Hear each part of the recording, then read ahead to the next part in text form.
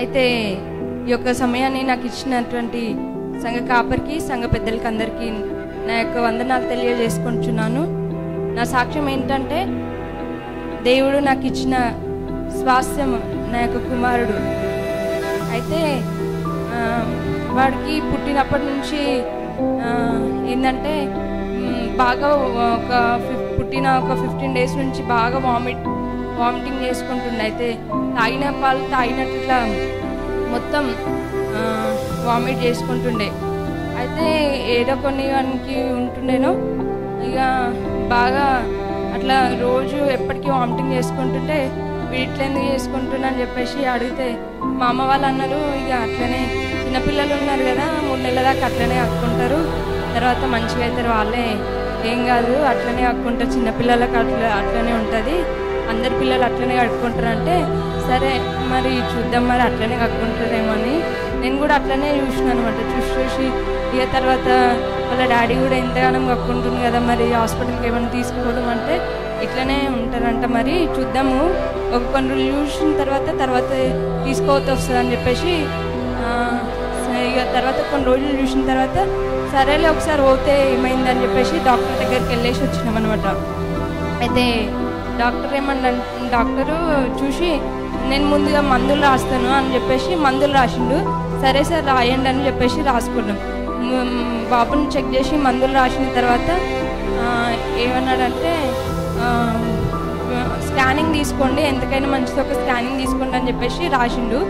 Scanning తీసుకున్న తర్వాత అందులో ఏమొచ్చిందంటే, బాబుకి ఒక చిన్నగా పేగుకి కొంచెం వాపు ఉంది, దాని ద్వారా వానికి పాలు అనేది లోపలికి వెళ్ళనీయకుండా చేస్తున్నాయి అనమాట అని చెప్పేసిండు అనమాట. అయితే నేను ఈ మందులు రాస్తున్నా, ఈ మందులు రోజు 15 రోజులు వాడి కంటిన్యూగా వాడండి అని చెప్పేసి చెప్పిండనమాట. సరే సార్ అలాగనే 15 రోజులు వాడతామని చెప్పేసి 15 రోజులు వాడిన తర్వాత మళ్ళీ తిరిగి నా దగ్గరికి రండి అని చెప్పిండు. అయితే సరే సార్ అని చెప్పేసి ఇక అలాగే చెప్పేసి వాడినాము, మందులు కూడా వాడి తర్వాత ఇక రోజు దేవునికి ఇక కన్నీటితో ప్రార్థన చేస్తుండేదాన్ని. ఇక దేవా నువ్వు అడగకుందే నాకు గర్భఫలాన్ని ఇచ్చుతుందండి, నా కుమార్ని నువ్వు స్వస్థపరచని చెప్పేసి రోజు ప్రార్థించేదాన్ని. ఇంకా అలాగే నేను ఒకరోజు మిషన్ బాగా ఫోన్ చేసి చెప్పిన, బాబా ఇట్లా ఉంది, ఇక ప్రేయర్లో పెట్టండి అని చెప్పేసి ఫోన్ చేసి చెప్తే, అదేం కాదు ఇవేం బాధపడదు, అది చిన్నది తగ్గిపోతుంది, వాడు ఇంకా పెరిగే పిల్లాడు కాబట్టి అలాంటి టెన్షన్ పడుతూ ప్రేయర్ చేద్దాము అంత మంచిగా జరుగుతుంది అని చెప్పేసి చెప్పిండు అనమాట. అయితే సరే అని చెప్పేసి ఇక 15 రోజులు వాడు, ఒకవేళ వాడకపోతే ఆపరేషన్ చేయాల్సి వస్తుంది అని చెప్పేసి చెప్పింది డాక్టర్. ఆపరేషన్ అయితే చేయాలి ఒకవేళ తగ్గకపోతే అని అంటే, సరే సార్ అయితే ఇవైతే వాడి చూడండి అని ఇక దేవుని మీద భారం ఉంచి దేవుడు ప్రతిరోజు కన్నీటితో ప్రార్థన చేసి ప్రేయర్ అవుతుంది.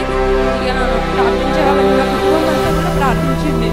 అయితే ఇక నేను ప్రార్థించిన తర్వాత ఇక 15 రోజుల తర్వాత మందులు వాడినాక డాక్టర్ దగ్గరికి వెళ్ళినాము. వెళ్తే ఆయన సరే ఇప్పుడు ఫాలోఅప్ స్కాన్ రాస్తా తీసుకోండి అని చెప్పేసి అన్నాడు.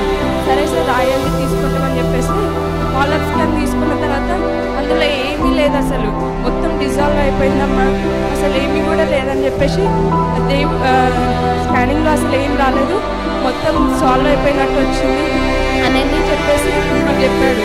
ఇక అప్పుడు దేవా నీకు మొరపెట్టుకున్నప్పుడు ఆపత్కాలంలో నీ మొరపెట్టుకున్నాను తండ్రి, నా ఏళ్ళలో చాలా గొప్ప కార్యం చేస్తావు, నా కుమారుడిని ఏళ్ళ అని చెప్పేసి చాలా చాలా దేవునికి కృతజ్ఞతరాలై ఉన్నాను.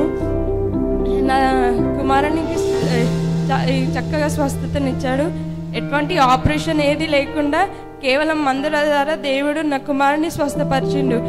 ఈ యొక్క ఇందు బట్టి నేను చాలా గొప్ప దేవునికి చాలా రుణపడి ఉన్నాను. ఈ యొక్క చిన్న సాక్ష్యం అనేది, ఈ యొక్క సాక్ష్యాన్ని పంచుకుంటాను. మరి ఒకసారి సంఘ కాపరికి అవకాశం ఇచ్చినందుకే వందనాలు చెల్లించుకుంటున్నాను.